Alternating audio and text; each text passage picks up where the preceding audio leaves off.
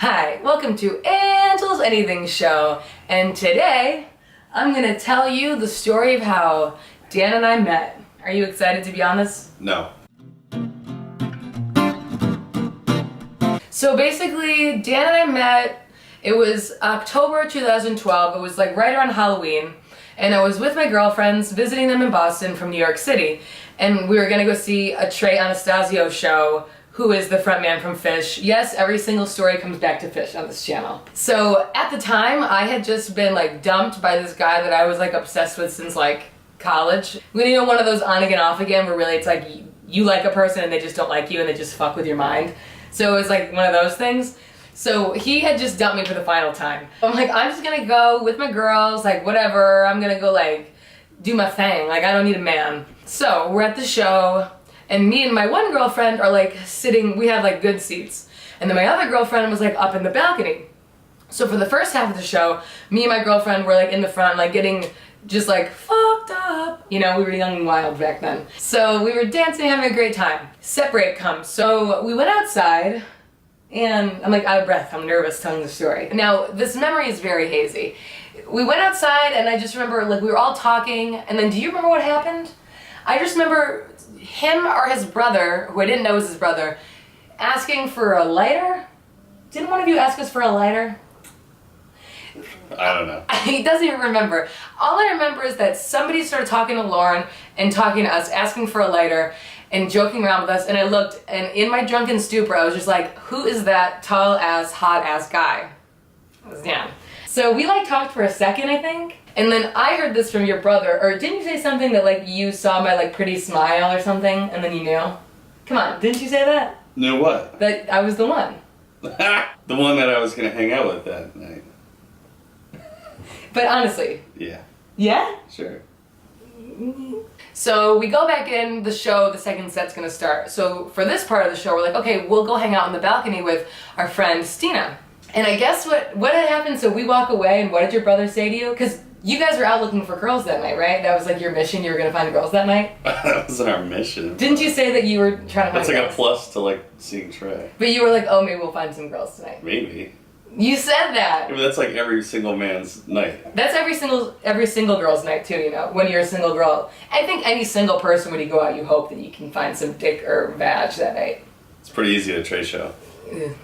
Okay, so we walk inside, and then what did Dave say to you when we walked inside? Good job, we're never gonna see them again. Didn't he say that? Something like that. Now, we're gonna do a quick sidebar. Little did Dave, his brother Dave, little did we remember that I had actually met his brother at a festival like 3 years prior, and I like went up to him and I was like, oh, can I like he had Goldschlager, and I was like, oh, can I like get a shot of Goldschlager? And we like talked for a second, and like Dan was at that festival, probably like just standing outside. So we have crossed each other's paths numerous times, I think. I'm pretty sure I hit on you at a festival once. So then we go sit with our friend, and as soon as we go and like take our seats, because you kind of just sit anywhere, he and his brother walk up, and we had taken their seats. But weren't those not even your seats? Yeah, they were. Oh, they were your actual seats? Yeah. And then after that, it was on like Donkey Kong. I'm like, I think I was pretty drunk, and I like turned to my friend and I was like, I'm making out with him tonight. He and his brother have this way about them where when you meet them, they're the type of people that you feel like you've known forever. You feel instantly comfortable with them. Which is why, at the end of the show, we gladly let these two strange men drive us to an after show in Boston. So we're like, oh, come with us. My girlfriends are like wingmanning the shit out of me. They're like, come with us, we're gonna go see this Grateful Dead cover band. At this point, shit gets really hazy. I don't even really remember. All I remember is that we were dancing, he kept like grinding up against me, and then the night ends and he and I are just like, he doesn't remember this, but we are literally just making out in the middle of the show. Which Dan would never do. It's very against his character to do that. He doesn't even pay attention to me when we're out in public. And then somebody drove home. Who the fuck drove that night? Uber. No, we drove. So then we drove back, and my girlfriend, being a super wingman, was like, you guys should just crash here. You don't want to drive all the way back to New Hampshire. But nothing really happens because we're so drunk, so we kind of just like made out and fell asleep. And then he had to leave early the next day because your dog... Coco? She has a name. Because Coco, he was watching Coco, and he got there too late, and she shit all over the house. But anyway. Weeks go by, I'm living in New York City, he was living in New Hampshire, and he would like text me, and I was just like so used to guys, like in New York it's like you hook up and you don't talk, and I was like so, not weirded out, but I was like, why does this guy keep texting me? Like I don't understand what a weirdo, like why does he keep texting me? I was trying to go to the New York show. Dan says that he was just trying to get a free trip to New York. I did. Several. So then I like pretend to like this band that's playing in Boston, and Dan pretends to like the same band. So it was like December, and we went to the show, we hung out again, and like we hit it off again, blah blah blah. So we like made out again, but then we just like passed out again. And then we kept texting, and then the next time we hung out, you and your brother came to my place in New York for fish. And I feel like that's like when we started like dating. After that, we like are visiting each other back and forth, like taking this long ass drive and long ass bus ride. And we're like basically boyfriend and girlfriend. It's all the way to March now. We've been hanging out, we talk every day, like we're like a couple. And I'm like, when is this motherfucker gonna make it official? So finally, I'm just like, what are we doing here? Like, what is this? Like, do you want to like be my boyfriend or not? Like, I'm not like just like I'm not just like taking these fucking bus trips to New Hampshire from like the mecca of the universe to like for a booty call. Like I could get that here. And what did you do? What? Tell what you did. I don't know what I did. He was like, no, I don't want a long distance relationship. I didn't. He didn't. So Shit's annoying. So then you know what I did? I said, okay, bye, boy, bye. And we weren't even dating. So let's take a vote, you two. He thinks that hanging out, he thinks that dating, that texting and talking every day, visiting each other every weekend, traveling hours and hours and spending lots of money on gas I just and wanted shit. to make sure NYE was all set, you know? NYU? New Year's Eve. NYE? Yeah. You said NYU. I said NYE. Play it back. You'd already come for New Year's. It was just after. So he's basically like trying to act like he's wicked cool, but like he wasn't. So I'm like, okay, well, I was so annoyed at that point because this guy was just like supposed to be a rebound. So I was like, fine, fuck you. And I was like, okay, bye, don't ever talk to me again. Because what is the point? So I unfriended him. I unfriended all of his cool friends that aggressive. No, it's not, because I don't understand people that break up and then they follow each other on social media. What's the point of that?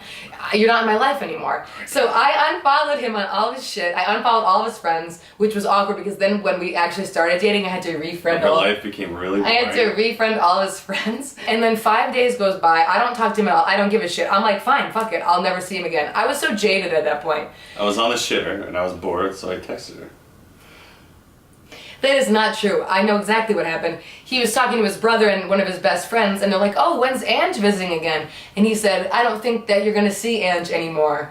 And they're like, why? And he's like, oh, Ange, because I don't want a long distance. And they all called you an idiot. And they said, what are you doing? They all? They were like, what are you doing? That girl's the shit. So lo and behold, I'm like texting with my mom going, you know, it's just like, I don't get it. I just had I had a feeling about him, like, I'm just like really surprised. And my mom was like, Angela, I'm telling you, he is gonna text you. Mark my words. Literally, I get off the phone with my mom, text from Dan. I still remember what it said. So you're never gonna talk to me again? And I'm like, why would I talk to you? We're done. And you go, this last week has really sucked without you. Of course it has.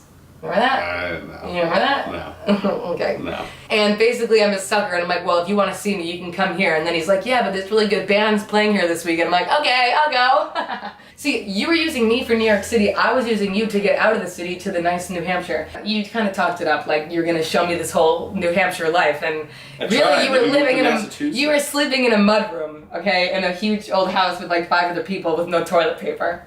I had toilet paper. I know.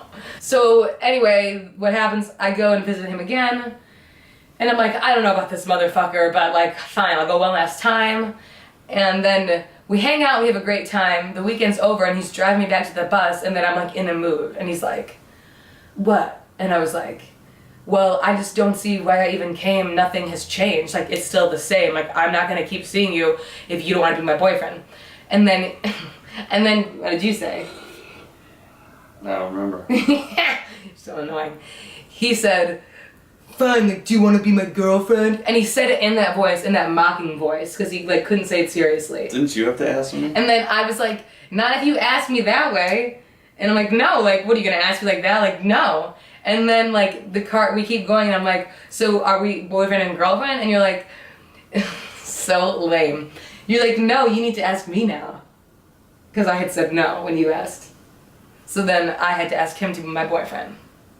Either way, I won the fight. And now here we are, three and a half years later, happy as ever.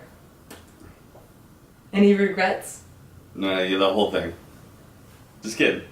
So that's the story of how we met. We met at a Trey Anastasio concert. When we were both too fucked up to remember anything. Basically. Mm-hmm. And now you love me. Mm-hmm. Come on, for the video. Mm-mm. I don't want to for the video. For real? For real. For real life? Not in the video. It'll be in the video. Thank you for watching this episode of Angel's Anything Show, and I'll see you next time. Goodbye! I don't know, was that boring? I think it's kind of a funny story.